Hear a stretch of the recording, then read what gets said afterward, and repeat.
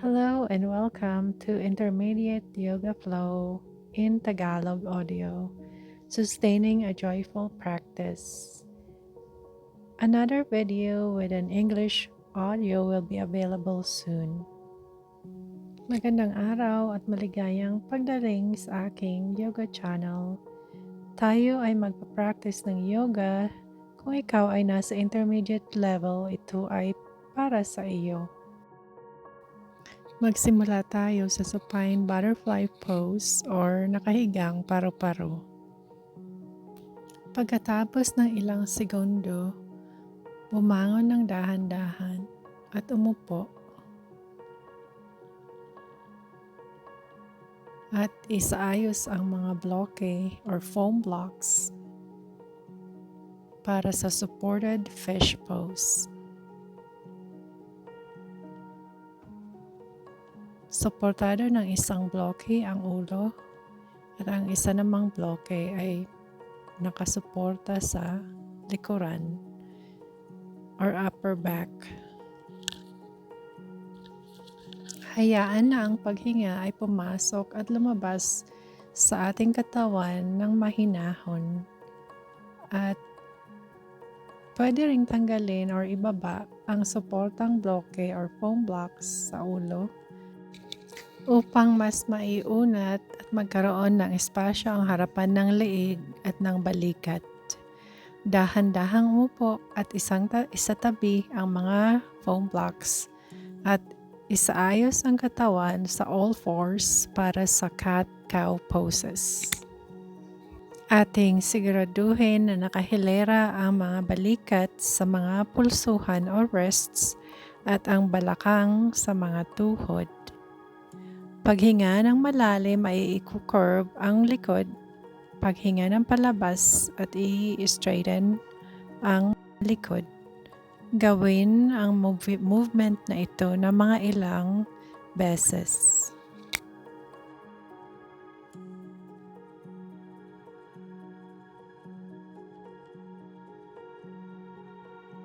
Pagkatapos ay dahan-dahan bumaba sa pag-upo sa posisyon ng child's pose. Dito ay pwedeng huminga ng malalim para sa ilang beses. Dahan-dahang bumalik sa posisyon ng all fours, subalit ibaba ang siko at harap ng baywang sa yoga mat. Habang marahang nauunat ang harapan ng baywang, panatilihing maayos ang pagdaloy ng paghinga. At may espasyo ang harapan ng leeg. Dahan-dahang ibaba ang baba sa yoga mat at iatras ang mga kamay sa kahilera ng mga balikat. Banayad na itulak ang sahig upang maitaas ang kalahati ng katawan para sa half cobra pose. Habang nandito, tayo ay mag-focus sa ating paghinga. Dahan-dahang bumaba ulit sa yoga mat at magpahinga ng sandali. Dahan-dahang tumagilid upang bumangon at umupo. Habang nakaupo, isaayos ang mga kamay sa ilalim ng puwitan. Habang dahan-dahang humihiga hanggang sa sumayad ang mga siko sa yoga mat at nanatiling nakataas ang kalahating parte ng katawan kasabay ang gentle stretch sa harapan ng leeg habang humihinga ng malalim at humihinga ng palabas upang maibukas ang harapan ng katawan at ng leeg. Manatili sa ganitong posisyon habang dumadaloy ang paghinga. Hayaang dumaloy ang paghinga sa loob ng katawan at sa labas ng katawan ng mga ilang beses. Dahang-dahang humiga at isaayos ang mga braso habang itinataas ang mga ito ng dahan-dahan hanggang sa ito ay sumayad sa taas ng yoga mat. Muling ibalik ang mga braso sa harapan ng katawan at sumuporta sa kaliwang tuhod para sa knee to chest. Itiko ang kanang paa at ilipat ang mga kamay upang suportahan at i-stretch ang kanang paa.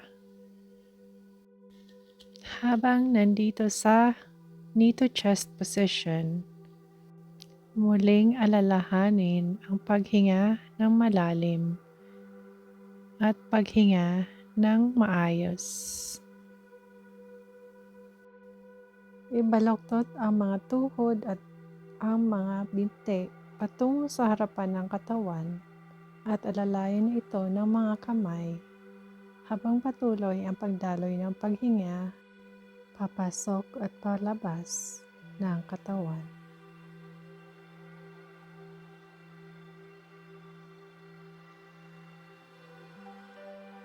Dahan-dahang ibaba ang mga binti at dahan-dahang bumangon habang nakaalalay ang mga kamay. Umupo ng mga ilang segundo sa yoga mat at muling pumosisyon sa all fours para sa another round ng cat-cow poses. Sa paghinga ng malalim, ibaluktot ng panayad ang mga likod. Paghinga ng palabas, iunat ang mga likod. Gawin ang pagkilos na ito ng mga ilang beses sangayon sa iyong paghinga.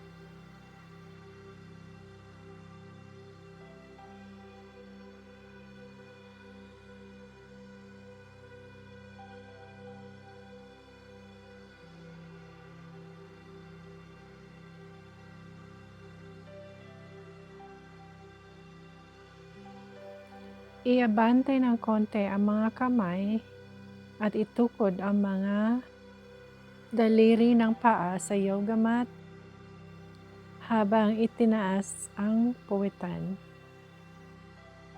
para sa downward facing dog.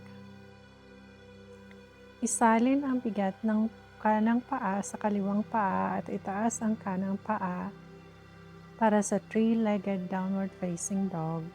Habang dahan-dahan ang paghinga, muling ibalik ang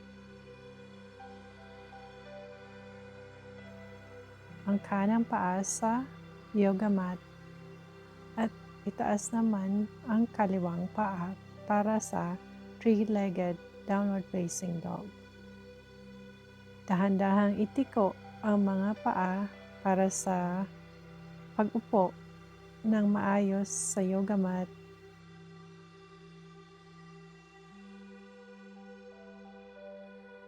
Para sa easy pose.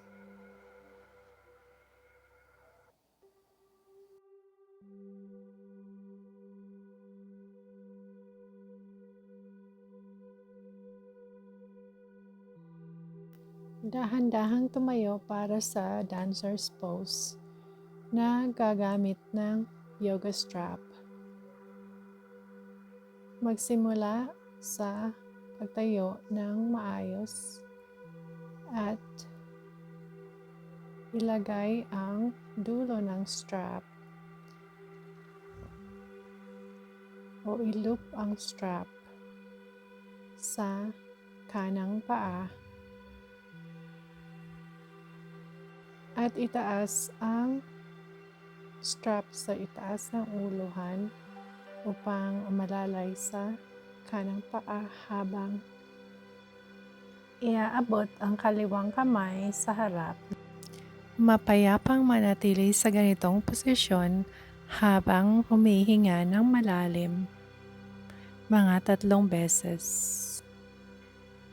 At pagkatapos ay igalaw ang kalang paa sa harap habang hawak pa rin ang strap at ilagay ang kaliwang kamay sa bewang. Maaari ding igalaw ang kaliwang paa sa palabas o pababa sa yoga mat. And take a moment here para mag-check-in sa katawan kung ano ang feelings o pakiramdam.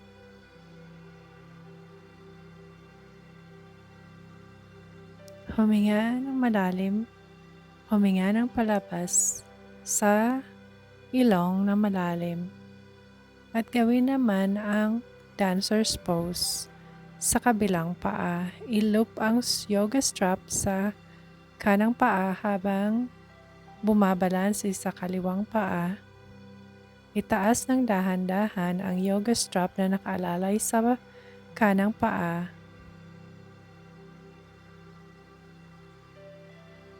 Habang nananatili sa isang balanse. Sa iyong balanse. At dahan-dahang iabot o reach out ang kaliwang kamay. Habang nananatili sa mapayapang paghinga at balanse.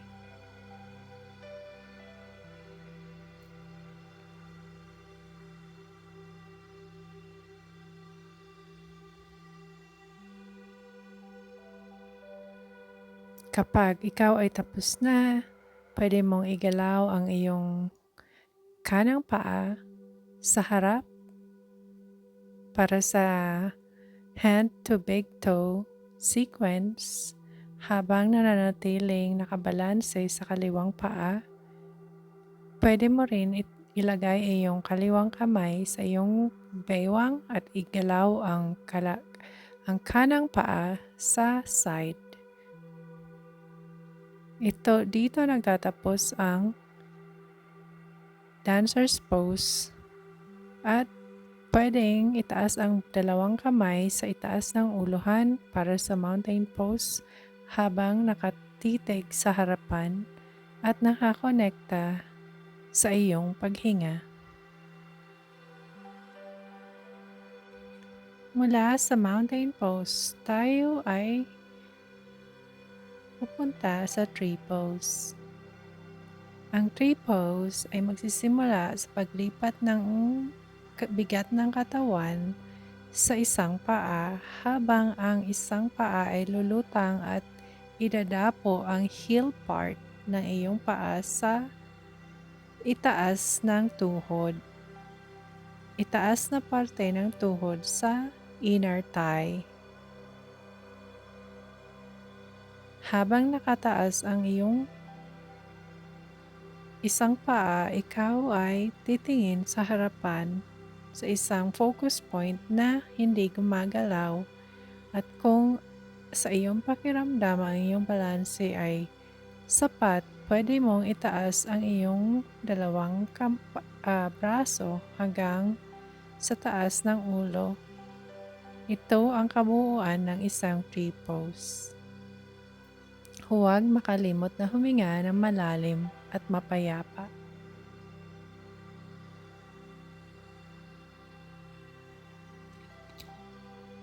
Muling humiga sa yoga mat para sa ilang moments na savasana.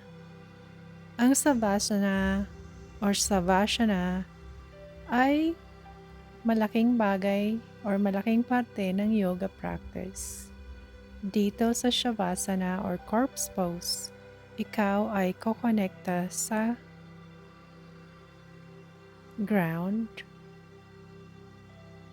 at ifo-focus ang iyong mind sa iyong intention o pwede rin sa paghinga.